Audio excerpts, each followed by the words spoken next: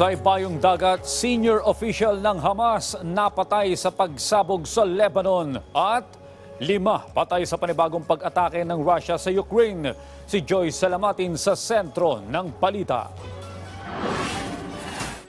5 ang patay habang mahigit 100 ang sugatan sa pinakabagong missile at drone strikes ng Russia sa Kyiv sa Ukraine. Ito'y kasunod ng naging pahayag ni Russian President Vladimir Putin na paigtingin ang pag-atake sa Ukraine. Batay sa ulat, aabot sa 100 missile ang pinakawala ng Russia sa Kyiv. Ilan sa mga nasugatan ay mga bata.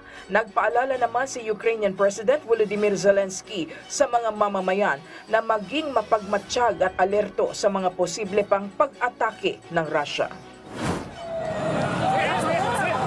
Kinumpirma naman ng Hamas militants na napatay sa pagsabog sa Beirut, Lebanon ang kanilang deputy head na si Saleh al-Arori.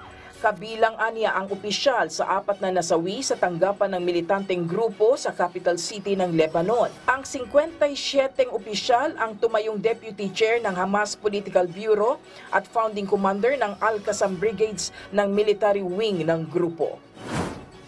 Samantala, sinalubong naman ni multi-awarded singer-songwriter Taylor Swift ang bagong taon ng may bagong achievement. Si Taylor na ang solo artist na may pinakamaraming weeks na nag-number 1 sa Billboard 200 chart. 68 na kasi ang total weeks niya bilang number 1 para sa kanyang 9 na albums at 4 na re-recorded albums.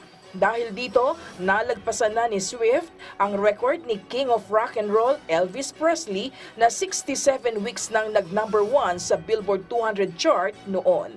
Joy Salamatin para sa Bayan.